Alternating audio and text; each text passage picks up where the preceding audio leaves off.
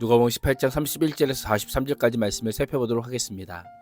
예수님께서 마지막으로 예루살렘을 향하여 올라가실 때 고난을 받고 죽임을 당한 후 3일 만에 살아날 것을 세 번째로 말씀합니다. 여리고에 가까이 이르자 한 맹인을 치유해 주시고 그의 믿음을 공개적으로 선언하시자 그가 예수님의 예루살렘 여정에 동참합니다. 31절 34절은 예수님의 마지막 순환 예고입니다. 예수님께서는 12제자를 무리로부터 따로 구별하여 말씀하십니다. 왜 따로 구별하셨을까요? 앞선 예수님의 말씀을 오해했을 수 있기 때문입니다. 모든 것을 버리고 예수님을 따라 예루살렘을 향하는 제자들에게 보상에 대한 기대함이 있었는데 예수님께서 직접 현세에서 여러 배를 받는다고 말씀하셨기 때문에 그 욕망이 걷잡을 수 없이 커졌을 수 있습니다.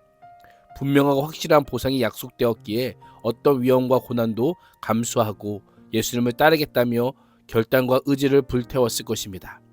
그런 제자들에게 우리가 예루살렘으로 올라가노니 라고 말씀합니다. 예수님께서는 자신이 예루살렘을 올라가는 이유와 목적을 선지자들을 통하여 기록된 모든 것이 인자에게 응하리라 라고 선포합니다. 온갖 고난과 수치를 당한 후에 돌아가시고 3일 만에 다시 살아나심이 결코 세상 권력자들의 힘과 권세에 의해 불가피하게 이루어지는 것이 아니라 천지를 주관하시는 하나님께서 선지자를 통해 기록하신 구약 성경의 예언에 따라 구속 역사를 이루기 위한 하나님의 섭리임을 알려주십니다. 예수님은 자신이 예루살렘으로 가는 길, 즉 희롱과 능욕과 침뱉음과 채찍질, 그 끝은 죽음이 바로 자신의 사명이요 순종하는 걸음임을 알려주십니다. 예수님을 따른다는 것은 그 고난과 죽음의 길을 함께 걷는 것입니다. 예수님의 순환 예고는 부자 가난이 던진 질문, 무엇을 하여야 영생을 얻으리까에 대한 분명한 답이라 할 수 있습니다. 영생을 얻기 위해서는 율법을 준수하는 삶을 넘어 영생을 주시는 예수 그리스도와 동행하는 것입니다. 예수님께서 가신 길을 신실하고 진실하게 따라가는 것입니다. 날마다 자기 십자가를 지고 가는 것입니다. 예수님께서는 순환 예고를 통해 제자들에게 이런 길이라도 따르겠느냐라고 도전하십니다. 우리에게도 동일하게 물으십니다. 예수님의 제자로 십자가의 길, 순교자의 삶을 살 수 있겠느냐고 물으십니다. 제자들에게는 이러한 메시아상은 전혀 없었습니다. 구원과 심판의 메시아만 있을 뿐입니다. 죽음과 부활은 없었습니다. 예수님께서 주실 그 현세의 복에 눈이 어두워 예루살렘의 길의 참된 의미를 알지 못했던 것입니다. 그래서 34절은 제자들이 이것을 하나도 깨닫지 못하였으니 라고 합니다. 영적으로 무지했다는 것입니다. 왜 무지했을까요? 그 말씀이 감추었기 때문입니다. 감추었으므로 라고 하는 표현은 제자들이 예수님을 따르기 시작할 때부터 지금까지 단 한 번도 제자들에게 주님의 순환 예고의 말씀이 이해된 적이 없이 은폐되었음을 가리킵니다. 왜 감추어져 있었던 걸까요? 또 언제까지 감추어져 있을까요? 말씀의 감춰짐은 예수님의 부활하심으로 드러나게 될 것입니다.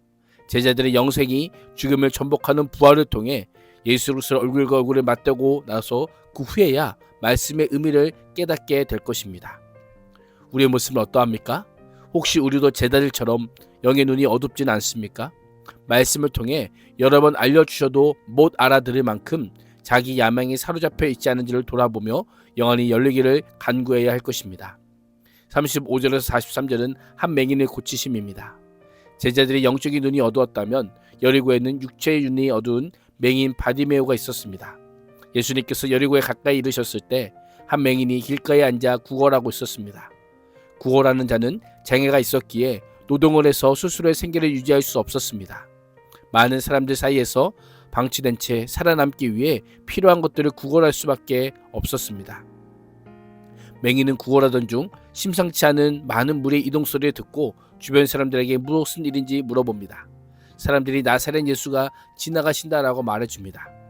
대답을 들은 맹인은 아마도 심장이 멎는 것 같았을 겁니다. 위대한 스승이요 병 고치는 분으로 예수님의 명성이 이미 널리 알려져 있기에 그도 알고 있었습니다.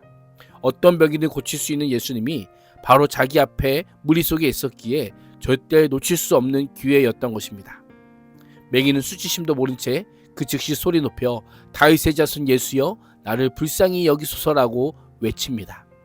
비록 육신의 시력은 마비됐지만 영적인 시력은 살아있어 예수님을 오랫동안 대망하던 메시아로 이해하고 부르고 있습니다. 우리의 모습은 어떠합니까? 나에게 예수님은 어떠한 분입니까? 맹인이 예수님을 향해 다윗의 자손이라 부를 만큼 나도 예수님의 정체성에 대해 분명히 알고 있습니까? 메시아만이 할 수 있는 눈뜨는 기적을 일으켜달라고 간청할 만큼 예수님의 능력에 대해 신뢰하고 있습니까? 맹인은 자신이 불쌍히 여김을 받아야 할 존재임을 분명히 알 만큼 영의 눈이 밝은 자였습니다. 그래서 그는 그저 돈 몇 푼이 아니라 메시아의 자비를 구합니다. 맹인은 어떻게 해서든 예수님의 발걸음을 멈추게 해야 했던 것입니다. 그러나 그의 필사적인 외침은 무리들에게 소음에 불과했습니다. 앞서가는 자들이 맹인을 꾸짖으며 조용히 하라고 합니다. 아이들이 예수님께 나옴을 막아섰던 제자들과 동일한 반응입니다. 그러자 맹인은 사람들의 제지에 아랑곳하지 않고 더욱더 큰 소리로 다윗의 자손이여 나를 불쌍히 여기소서라고 외칩니다. 맹인의 공개적인 간절한 외침은 예수님의 발걸음을 멈춰 세웠습니다. 예수님께서는 가던 길을 멈추고 메시아의 권위와 왕의 위엄으로 그 사람을 데려오라고 명령합니다. 예수님은 맹인에게 소원이 구체적으로 무엇이냐고 물으십니다. 예수님께서는 맹인이 예수님께 진정으로 필요한 것을 인식하고 있는지 알고 싶으셨던 겁니다. 예수님의 마음을 읽기라도 하듯 그는 주여 보기를 원하나이다라고 고백합니다. 그는 자신의 비참한 현실의 원인이 앞을 볼 수 없는 것임을 분명히 알았던 것입니다. 그러자 예수님께서는 그 즉시 그에게 보라 내 믿음이 너를 구원하였느니라 라고 선언하십니다. 믿음이란 예수님의 정체성을 분명히 아는 것입니다. 제자들은 어떤 믿음으로 예루살렘에 올라가야 하는지 전혀 모르고 있지만 맹인은 분명히 압니다. 그 믿음은 육체의 회복을 넘어 고난과 죽음을 지나 영생에 이르게 하는 구원과 연결되는 것을 보게 됩니다. 맹인은 즉시 보게 되고 하나님께 영광을 돌리며 예수님을 따릅니다. 그동안 누리지 못한 삶을 살기 위해 떠나는 것이 아니라 예수님께서 걸어가시는 그 길을 따라갑니다. 십자가 길을 따르겠노라고 고백함으로 예수님께서 찾으시는 참 제자의 모범을 보여주고 있습니다. 제자들은 모든 것을 버렸다고 하면서도 가장 중요한 자기 자신을 버리지 못하고 따르지도 않았지만 맹인은 자신의 모든 것을 예수님께 걸고 제자의 길을 걷습니다. 그 차이가 무엇입니까? 영적인 시력, 즉 믿음의 여부입니다. 오늘 하루 말씀을 깨닫지 못하는 어리석은 자리에서 벗어나 영안이 열려 믿음으로 십자가 길을 따르는 제자가 될 수 있기를 주님의 이름으로 축복합니다. 기도하겠습니다. 하나님, 제자들의 영적 무지와 어둠의 자리에 있는 우리를 불쌍히 여기사 영혼을 열어주시고 믿음으로만 십자가의 길, 제자의 길을 걷는 주의 긍휼을 구하게 하여 주옵소서. 예수님의 이름으로 기도합니다. 아멘.